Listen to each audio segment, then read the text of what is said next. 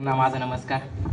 सगळ्यांच्या चेहऱ्यावरील हास्य आता पाहतोय, पण काही वेळाने तुम्हाला दुःखही तेवढं सोसावं लागणार आहे. 303 वर्षाचा अनुभव, 3 वर्ष या शाळेमध्ये झालेला माझा प्रवास 10 मिनिटात सांगणं सोपं नाही हो. याला दिवस पण पुरणार नाही. इयत्ता 5वी मध्ये शिकत होतो. तुम्हाला सर्वांना माहिती आहे, 5वी मध्ये शिकत असताना आपल्या त्या वर्षी आपल्या जीवनामध्ये आला म्हणजे तो लॉकडाऊन, म्हणजे कोरोना. कोरोना आल्यानंतर सलग 3 वर्षाचा गॅप पडला हो. डायरेक्ट 8वीत आलो. या शाळेमध्ये यायची खूप इच्छा होती, परंतु एवढा गॅप पडल्यामुळे मुलांना काही समजत नव्हतं. शिक्षकांची भीती होती. शिक्षक काय शिकवतील, शिक्षक काय शिकवतात हे समजत नव्हतं. कारण की 3 वर्षाचा गॅप थोडा होता का? कारण जे आयुष्य आपल्याला समजवण्यासाठी असतं, आपलं बालपण असतं, ते बालपण आपल्याला तेव्हा जगताच आलं नाही. तेव्हा आपल्याकडे फक्त त्या मोबाईलने आपल्यावर अटॅक केला होता. म्हणून तेव्हाच्या काळात आपल्याला काय म्हणजे असं खूप भीती वाटत होती की शाळेत जायचं. शाळेचा पहिला दिवस सर्वांना आठवत असेल, आणि डायरेक्ट आज शेवटच्या दिवशी.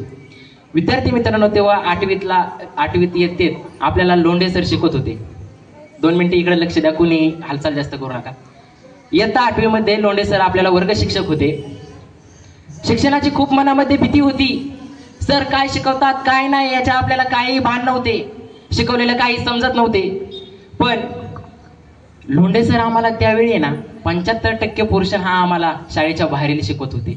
म्हणजे एवढं उत्स्फूर्तपणे शिकवणारे शिक्षक, मला तर वाटत नाही की त्यांच्यासारखे शिक्षक मला कधी पुढे भेटतील. अजिबात वाटत नाही. विद्यार्थी मित्रांनो, इयत्ता 8वी गेली तेव्हा सरांनी एवढं चांगलं शिकवत होते की म्हणजे असं दररोज शाळेत यावंसं वाटत होतं. कधी शाळा बुडवावीशी वाटत नव्हती. त्यानंतर कोरोना गेला होता. सरांनी आम्हाला मोबाईलचं ज्ञान थोडंसं कमी करून बाहेरचं ज्ञान किती देतील हे आम्हाला शिकवलं. कोरोना आला नसता तर जीवनामध्ये मोबाईल आला नसता, आणि एवढी सगळ्यांची टेक्नॉलॉजी पण पुढे गेली नसती, हे पण मात्र खरं आहे. त्यानंतर इयत्ता 9वी मध्ये आलो. 9वी मध्ये आल्यानंतर आम्हाला देशमुख सर भेटले. सायन्स आणि मॅथची एक मनामध्ये थोडीशी भीती असते सगळ्यांनाच. म्हणून असं खूप म्हणजे बाहेरील विद्यार्थी सांगायचे की अवघड आहे, सोपं नाही, सर असे करतात, सर भीती दाखवतात, सर समजून सांगत नाही, असं वगैरे. विद्यार्थी मित्रांनो, जेव्हा विद्यार्थी प्रेमाने सरांशी बोलतो ना, जेवढे तुमचे आई वडील तुमच्यावर प्रेम करतात ना, त्याच्या कितीपट सांगूही शकत नाही एवढं प्रेम आपले गुरुजन करतात. ते त्यांच्या स्वतःच्या पाल्यावर जेवढं प्रेम लक्ष नसतं, तेवढं शाळेतल्या विद्यार्थ्यांवर त्यांचं लक्ष असतं. का ते फक्त त्यांच्या पगारासाठी नव्हे हो, त्यांची तेव्हा इच्छा होती की मला शिक्षक बनायचंय, मला मुलांना शिकवायचंय. एक विद्यार्थी जरी घडला तरी तिथं तुम्हाला कसलीही कॉपी करता येत नाही. जेवढी स्वतःची जिद्द असते ना, तेव्हा जिद्द दाखवावी लागते आपल्याला ग्रॅज्युएशनला. नंतर मग परिस्थिती येते. बाप आपल्याला पैसे पुरवत असतो सदैव. आपण शहरात शिकत असतो. आपल्याला बाप कधी काय कमी पडून देत नाही. स्वतः तिकडे कसाही वागू द्या, आपल्याला एका पैची कमी पडून देत नाही. कपडे लत्ता सर्व आपल्याला काही कमी पडून देत नाही. मात्र आपण त्याचे उपकार नक्की विसरतो.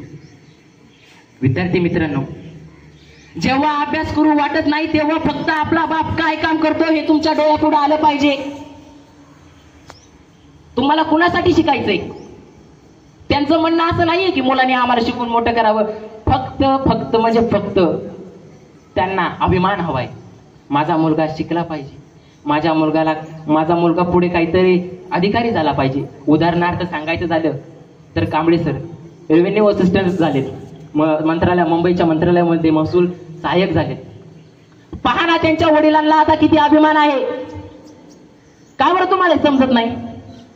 जरी वयाने मी तुमच्या लेवलचं जरी असतो ना, तरी जे मला सांगायचे ते मी आज मात्र सांगणार आहे. कारण की या शाळेतील माझं हे शेवटचं भाषण आहे. मला फक्त एवढंच सांगायचंय, एक म्हणजे हे शिक्षक ज्यांनी आपल्याला घडवलंय, आणि दुसरं म्हणजे त्यांच्यासाठी तर आपण काय करत नाही हे मात्र तुम्हाला सर्वांना माहिती आहे. जे करायचंय ते आपल्याला फक्त आपल्या आईबापांसाठी करायचं हे मात्र सदैव जाणीव ठेवा. कुठपर्यंत आपले आईबाप कष्ट करणार, कुठपर्यंत कष्ट करणार. त्यांची थोडीशी जाणीव ठेवली ना, सगळं काय आपोआप होतं. नाहीतर मग काय सगळं अवघड आहे. विद्यार्थी मित्रांनो, आपण त्यांची जेव्हा काळजी करताना तेव्हा आपल्याला म्हणजे खूप दुःख वाटतं. आता आपलं बरं आहे, कारण की आता सगळं आपल्याला अवेलेबल आहे. मात्र शहरात गेल्यावरती एक महत्वाची गोष्ट कमी पडते म्हणजे आई वडिलांची माया. शिक्षणासाठी लांब जावं लागतं हे मात्र खरं आहे. भरपूर जणांचं म्हणणं असं असतं की मी शहरात जाणार, मी शहरात अभ्यास करणार, शहरात अभ्यास होईल. तसं काय नाही हो. खेडे गावातली मुलं IPS होतात, IAS होतात, अधिकारी होतात, जिल्हा अधिकारी होतात. का बरं? तुम्ही फक्त असंच नाहीये की अभ्यासच करावा.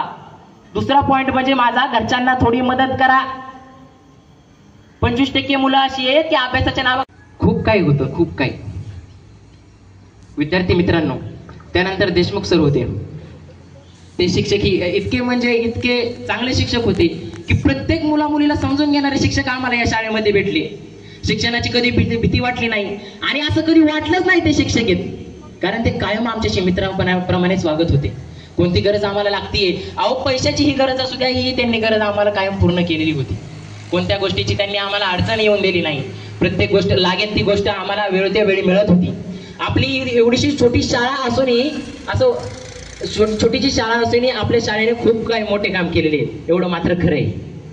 त्यानंतर 9वीचा प्रवास संपत आला. दरवर्षी 10वीचे विद्यार्थी 2 वर्ष सलग त्यांचा निरोप समारंभ होत होता. पण त्यावर माझ्यावर असं एक संकट यायचं, अरे कसं व्हायचं रे शिक्षकांना सोडून गेलं, मला पण एक दिवशी 10वीचं स्पीच द्यावं लागेल.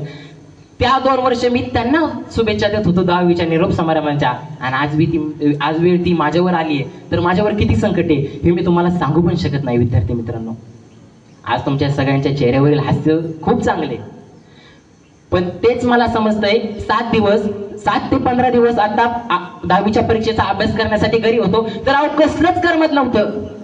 मित्रांचा चेहरा पाहिला नव्हता, शिक्षकांचा चेहरा पाहिला नव्हता. मनामध्ये खूप भीती होती, परीक्षेची भीती कमी, पण शाळा सोडून जायची कशी या मात्र खूप म्हणजे खूप दुःख होतं.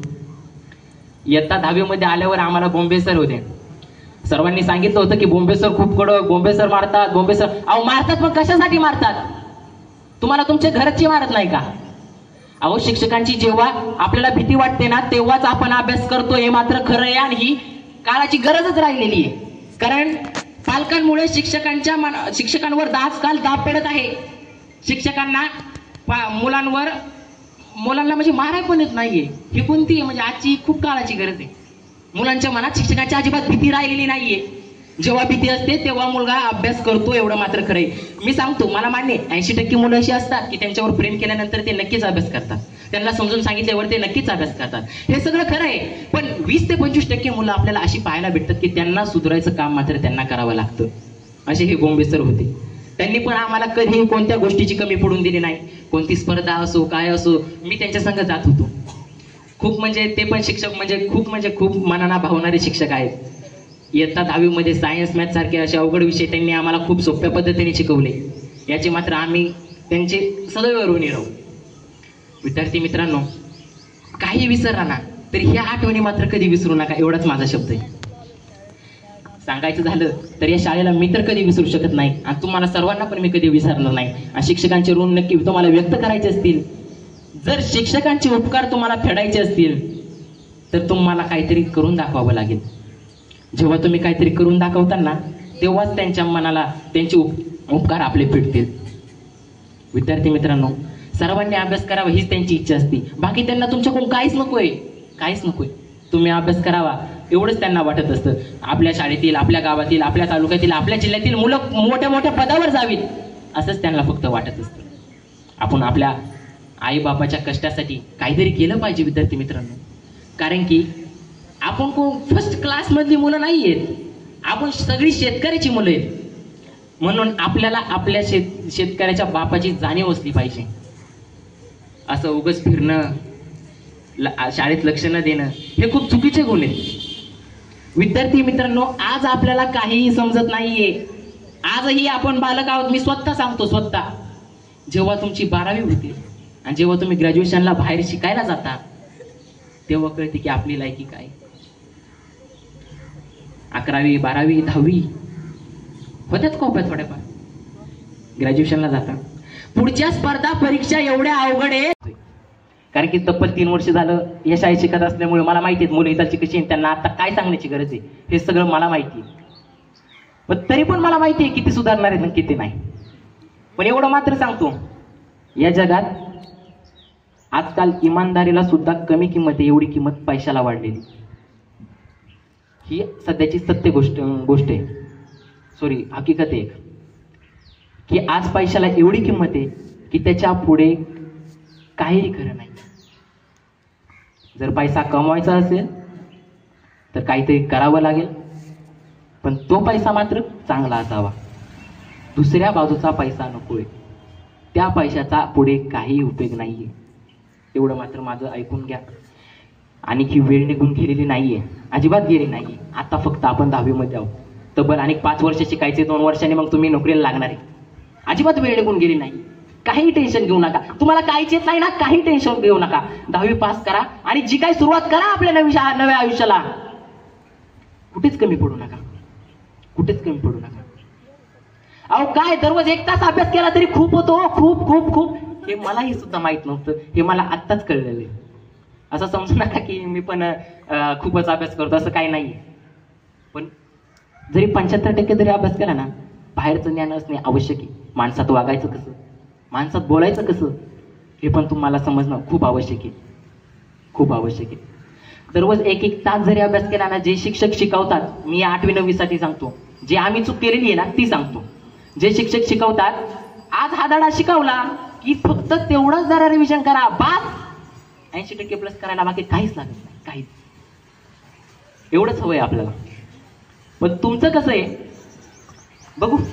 काय झालंय, येते परीक्षा आल्या बघू. हा आदल्या दिवशी जाऊ केला का कॉपी आणायला, बाकी काय करायचे. हा नाही 2 दिवस आधी मी अभ्यास करणार आहे, आता मला कोणी डिस्टर्ब करू नका, आठवडा राहिलाय मला अभ्यास करायचा आहे. कसं होईल मग, कसं होईल. रिव्हिजन महत्वाची आहे, रिव्हिजन. तेव्हाच काहीतरी होतं. नाहीतर 10-12 धाड्यांचा ओझ शेवटच्या महिन्यात उचलता. आणि आताच्या 10वीच्या विद्यार्थ्यांची काहींची तशीच परिस्थिती आहे. अभ्यास तर काय केलेलाच नाही आणि आता आले ओझ सगळं बोकांडी. करायचं काय, करायचं काय, सुरुवात करायची कुठून हेही त्यांना अनेक माहिती नाही की मी पास कसं होणार, सुरुवात करायची कशी, कुठून करायची. ही मी 8वी 9वीच्या विद्यार्थ्यांसाठी सांगतो. ही तुम्ही मात्र चूक करू नका. ज्यांना अभ्यास करूशी वाटत नाही ना, ज्यांना नाही ना करूशी वाटत, फक्त अर्धा तास आपल्या मनात एक विचार करायचा किंवा मग आई वडिलांना प्रश्न विचारायचा, बाबा मी तुमच्यासाठी आतापर्यंत काय केलंय हो. एवढाच प्रश्न विचारा, आपोआप तुम्हाला उत्तर कळेल, आपोआप उत्तर कळेल. अहो काय केलं तुम्ही त्यांच्यासाठी आतापर्यंत, काहीच केलं नाही, काहीच. सगळं जे काही केलंय त्यांनी तुमच्यासाठी केलेलं आहे आतापर्यंत. एवढं लहानाचं मोठं केलंय ते फक्त तुमच्यासाठी केलेलं आहे, ह्याची जाणीव मात्र विसरू नका. सगळ्यात महत्वाचा पॉइंट म्हणजे 11वी 12वी मध्ये गेल्यानंतर कसलंच अट्रॅक्शन झालं नाही पाहिजे, कसलंच अट्रॅक्शन झालं नाही पाहिजे. अट्रॅक्शन करायचंय त्या पुस्तकांशी करा, पुस्तकांवर प्रेम करा. त्यांच्यावर का प्रेम करा येत नाही तुम्हाला. त्यांच्यावर प्रेम केलं तर काय होईल का. परीक्षेवर प्रेम करा, आई बापावर प्रेम करा, का तिकडे नाही तुम्हाला तू. आता जर वाईट मार्गावर गेला ना, रस्त्यावरची गाडी इकडे येणं काढणं सोपं नाहीये. खूप म्हणजे खूप परिश्रम घ्यावा लागतो. ते तुम्हाला सध्या समजणार नाही, पण आज मी सांगण्याचं काम करतोय. कारण वेळ गेलेली नाहीये, अजिबात वेळ गेली नाही. हेच दिवस आपले अभ्यास करण्याचे. विद्यार्थी मित्रांनो, फक्त तुम्ही तेवढंच करावं अशी माझी इच्छा आहे. जास्त तुमच्या आई बापाला काहीच नकोय त्यांच्याकडून. फक्त तुम्हाला काहीतरी बनलेलं बघायचंय त्यांना. बाकी काय हे कुणासाठी आहे मला सांगा. ते दिवस रात्र काम करतात, दिवस रात्र कष्ट करतात, पैसे कमावतात. ते काय वरती घेऊन जाणार आहेत का, घेऊन जाणार आहेत का सांगा बरं. आज तर त्याची परिस्थिती सांगतो. माझ्या वडिलांकडे आजही साधा मोबाईल, मला त्यांनी स्मार्टफोन घेऊन दिलाय. कुणासाठी घेऊन दिलाय बरं, कशासाठी घेऊन दिलाय. त्यांना वाटलं नाही की माझ्याकडे स्मार्टफोन असावा. आज माझे वडील एवढे कष्ट करतात, तरी त्यांना मी कितीतरी वेळा सांगितलंय, अहो या पैशाचं करायचंय काय, तुम्ही पण करा ना थोडी तरी आईश. पण ते बोलतात, जी काय आईश करायची ना, जेव्हा तू कामाला लागशील आणि जेव्हा तू काहीतरी बनशील तेव्हा मात्र माझी आईश कर. बघा, हे मी स्वतःचं उदाहरण सांगतोय, दुसऱ्याचं नाही सांगत. विद्यार्थी मित्रांनो, वेळ गेलेली नाही, आताही अभ्यास करा. 10वीच्या विद्यार्थ्यांसाठी सांगतो, जे काय शिकून झालेलं आहे ते राहू द्या बाजूला. आता फक्त रिव्हिजन करा. रिव्हिजन म्हणजे रिव्हिजन, PYQ अनालिसिस करा, प्रिव्हियस इयर क्वेश्चन अनालिसिस करा. तेव्हा तुम्हाला समजेल नक्की काय डोळं झाकून पास होताना मी सांगतो, अनेक सुद्धा वेळ गेली नाहीये. तब्बल अनेक एक पेपर सोडला तर 20 दिवस शिल्लक आहेत. 20 दिवस कोणताही विद्यार्थी, कसलाही विद्यार्थी पास होऊ शकतो, ही मी स्वतः सांगतो. आजही आपल्याला शिक्षक अवेलेबल आहे शाळेमध्ये. शिक्षकांनी सांगून ठेवलेलं आहे, कोणत्याही वेळी कधीही गरज पडू द्या, कायम आम्ही तुमच्यासाठी उभे आहोत. कुणासाठी बरं आहे का? त्यांना दुसरीकडे त्यांची पण कामं आहेत, ते तरी तुमच्यासाठी काय वेळ देतात? काय वेळ देतात? थोडा विचार केला पाहिजे. वेळ निघून गेलेली नाहीये, थोडा अभ्यास करा. 20 दिवस शिल्लक आहेत. खूप वाईट वाटतं मला, कारण की सत्तेची परिस्थिती सांगायची झाली तर विद्यार्थी मित्रांनो, आपले आई वडील काय असे खूप श्रीमंत नाहीयेत. क्वचित 5 ते 10% मुलांचे आई वडील हे श्रीमंत आहेत. श्रीमंत म्हणजे कसे की आपला हे गाव आहे, गावाचं नाव किती मोठं करायचंय हे कांबळे सरांकडून शिका. आज त्यांच्यामुळे तब्बल महाराष्ट्राचं जे आपलं मंत्रालय असतं त्यामध्ये ते महसूल सहाय्यक म्हणजे रेव्हेन्यू असिस्टंट आहेत. काय पाहिजे गावाला? गावाला तर तेच पाहिजेत ना, गावाला अधिकारीच पाहिजेत. आज ह्या गावात ना अधिकारी झाला तर उद्या त्या गावात ना अधिकारी होईल, हेच पाहिजे ना आपल्याला. आता सुधारायचं का बिघडायचं हे तुमच्या हातात आहे. माझं ऐकायचं का बाहेरच्याच ऐकायचं हे तुमच्या हातात आहे. मी तर जेवढं माझ्याची होईल तेवढं मी केलेलं आहे, आणि जे मला करायचंय पुढं ते मी करणारच आहे. आणि मी हे सांगायचं का मनावर घेतलं तर माझं ठरलं होतं, काही होऊ द्या, जे मनात ते आज बोलूनच टाकायचं, आज अजिबात थांबायचं नाही. कारण की हे शेवटचं बोलणं आहे आणि मला हे खूप दिवसापासून बोलायचं होतं, पण मला मात्र चान्सच मिळत नव्हता. म्हणजे सरांनी मला असं कधी भाषणाचा चान्स दिला नाही, असं कधी झालंच नाही. खूप मुलांना वाटतं की शुभम मोगले भाषण करतो, त्याला खूप भाषण येतं. तुम्हाला काय येत नाही? तुमच्या तर माझ्यात काय बदल आहे? काय बदल काय? मी पण माणूस आहे, तुम्ही पण माणूस आहेत, मग बदल काय राहिलाय? का माझे वडील कुठे काय मोठे श्रीमंत आहेत का? मी कोणत्या भाषणाचे क्लास लावलेत का? काय शुभम मोगले भाषण करतो त्यालाच येतं, आम्हाला येत नाही. शिक्षक म्हणली भाषण घ्या तर त्याला येत नाही. अहो निघा ना, 10, 15, 20 पोर अशी वक्तृत्वाला निघली पाहिजेत. तेव्हा नाही समजत आपल्याला की आपल्या गावाचं नाव जिल्ह्यावर जावा, तालुक्यावर जावा, ते आपल्याला नाही समजत. मग का इथं कुठेतरी टाइमपास करणं विद्यार्थी मित्रांनो सोडून द्या. कुठतरी आयुष्याकडे लक्ष द्या. आपल्याला पुढे करायचंय काय हे आता 10वी नंतर याचा विचार केला पाहिजे. 10वीच्या विद्यार्थ्यांसाठी सांगतो, जे तुम्हाला आवडतंय तेच करिअर निवडा. अजिबात कोणाचं ऐकू नका. आवडतंय म्हणजे फक्त आवडतंय आणि ते तुमच्याच्याने होणार नाही असं करू नका. ज्यात तुम्हाला रस आहे, जो तुमचा छंद आहे तेच घ्या. असं समजू नका की ही पोस्ट खालची आहे, ही पोस्ट वरची आहे, मी वरची पोस्ट करणार. करायचंय ना ठीक आहे करा, पण ती झाली पाहिजे, जिद्द असली पाहिजे तरच करा. नाहीतर जे सोपं जातंय ते घ्या, अवघडात मात्र शिरू नका. आणि आर्ट, सायन्स, कॉमर्स यातला फरक असा, ह्याला काय कमी लेवलच्या डिग्र्या बिग्र्या देऊ नका तुम्ही. कारण की सांगायचं झालं की आर्टला पण एवढी किंमत आहे ना. तुम्हाला काय वाटतं, अरे आर्टवाले विद्यार्थी त्यांना काय किंमत आहे? तसं नसतं. तुम्हाला काय वाटलं, सायन्सवाला विद्यार्थी इंजिनियर झाला, हो ठीक आहे मी मान्य करतो. कॉमर्सवाले विद्यार्थी सीए होतो, काय कमी आहे त्याच्याकडे? आर्टवाला विद्यार्थी एमपीसी यूपीसी देऊन IAS अधिकारी होतो, IPS अधिकारी होतो, काय कमी आहे त्याच्याकडे? असं अजिबात वागू नका. जे करिअर योग्य आहे तेच निवडा, जे तुमच्यासाठी योग्य आहे तेच निवडा, जे तुम्हाला आवडतंय तेच निवडा. कोणाची काही ऐकू नका. सल्ला घ्यायचा आहे तर फक्त शिक्षकांचा घ्यायचा. कारण की आपले आईबाप आजही 50% आईबाप शिकलेले नाहीयेत, पण त्यांची इच्छा आहे की माझ्या मुलाने शिकावं. पण त्यांना माहिती आहे ना शिक्षणाचं महत्व किती आहे, ते शिकवतात ना, मग शिका ना.